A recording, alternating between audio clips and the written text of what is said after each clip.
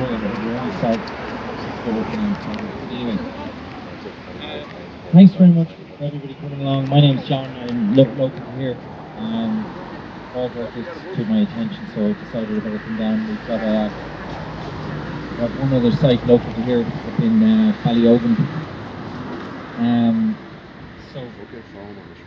So what we can see here from the video, there's different discussions apparently going on in the background there in terms of local councils and that kind of thing, and denying about what exactly is taking place here. As Paul demonstrated on the video the other day, the beds are there, the TVs are there, etc., that type of thing. So, you know, it looks like the usual type of thing that we're expecting. Beds and TVs. You can't hear me now? Could you? Just a word, okay. Go again. Just a little bit. There you go. Nice one. How's about that? That's better, yeah. Yeah. So, look, I just wanted to say a few things here. Right, I'll get out my shopping list here for a second. Just a few things that I have to say.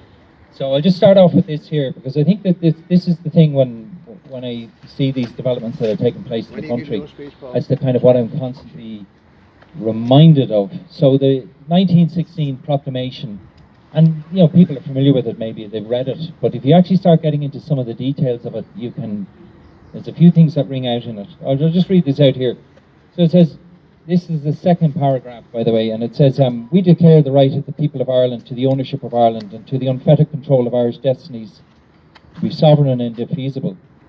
The long usurpation of that right by a foreign people and government has not extinguished the right.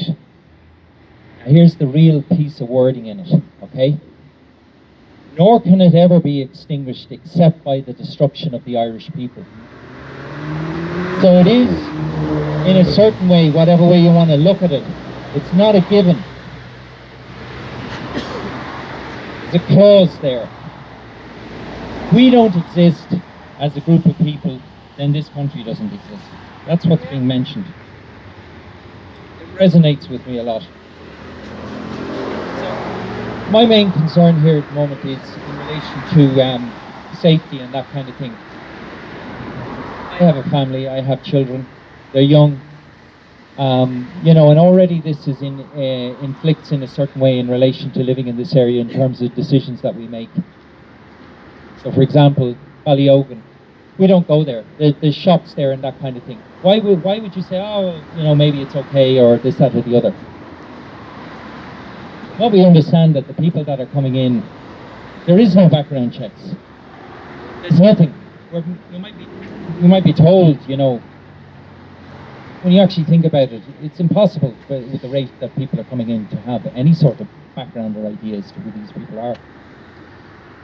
Now, one of the things as well that I kind of think about in terms of when we see the focus of who's coming in, it's men. It's always men. I mean, after what happened with Ukraine in relation to at the beginning, in terms of women and children and the elderly and that type of thing, which is what you'd expect for people that are fleeing from a war. That was who came. But then very quickly after that, people are receiving large groups of men coming in the middle of the night and buses and all of this kind of thing. A typical demographic of about, you know, maybe 25 to 35 years of age. And so I decided to look at that. So in this country, it's important to understand, some people might say, oh, well, you know, look, whatever we have, maybe indigenously about 3.5 million, maybe about 5.2 million in the country. But the actual figure in relation to men is 286,000 Irish men aged between 25 to 35. And that's what's being challenged.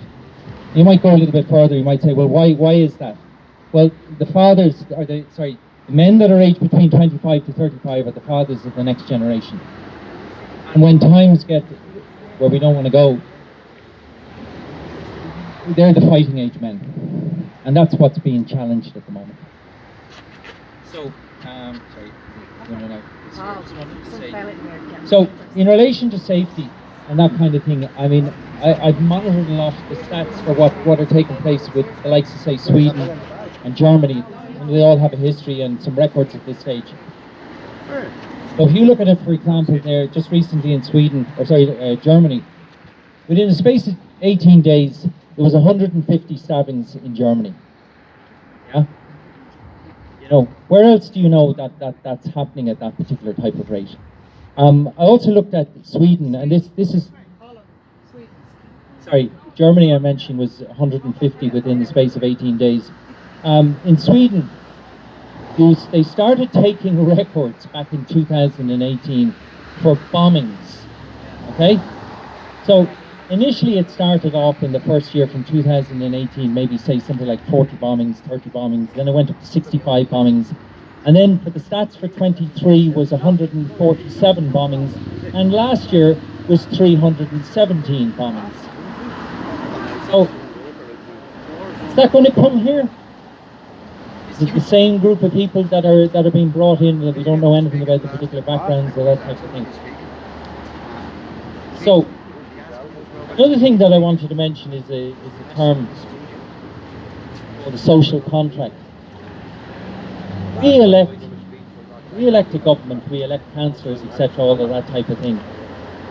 There's an unwritten contract there in relation to you pay your taxes, you go to work, you get educated, your kids go to school, all of this type of thing, and the expectation is that they're going to look after the day-to-day affairs, etc., and that kind of thing.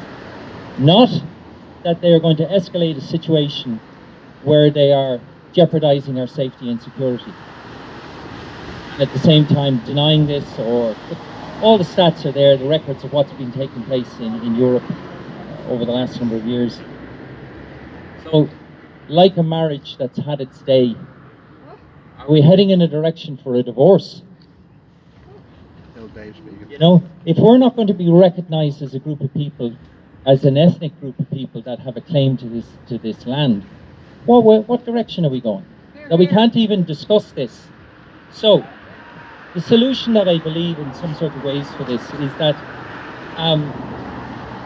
we need to go external. It's about lobbying other countries, because even as I mentioned about the proclamation of independence, when this country established itself, it was recognized internationally. Maybe the pressure that has to come is to have this country, for us as a people, to once again seek that recognition as a group of people internationally. That's what's happening with the social contract. So that's what I'd appeal to people, really. That's really all we have at this stage, is maybe to be able to lobby externally. The other thing that I would also say is that people did come to this country. You know, people genuinely came to this country. They came here to work, they came here to study. Maybe they met somebody and they settled down and they made this their home. It would also appeal to them that for whatever it was with the appeal and the attraction and the decision to stay in Ireland, this is all at stake at this stage. I would say also, like, just a kind of a final few words, like, it's very important for the men of Ireland at this stage to start recognising that we need to look after our women and our children and those that are vulnerable in society. We have to do that. At any cost, don't. No matter what the cost is, we have to do it. Well, I mean, look, you know, you can live with yourself or you can't live with yourself, but you know, that is our God-given. That's our expectation here on this planet or in this world as men, is that we would be expected to. It says a lot about us and our ability to look after our women and children and the elderly and whatnot. That's the the nature of who we are. So, what else? I was just going to say. One other thing. Is there anything else I was going to say? So I'll just get out my shopping list here again. Butter, eggs. Butter, eggs. Rifles. So I mentioned about the social contract and I mentioned about the external appeal. So look, if they keep going at the rate that they're going to go and the way that they're doing this, it will destabilise. It has to destabilise the situation, and we can see that destabilisation of situation in Sweden. They were panicking in January. That's how it's gone. That's how it's gone if it's unmanaged and all the rest. We must be recognised as a people. This is our home. This is where we live. So, thanks very much.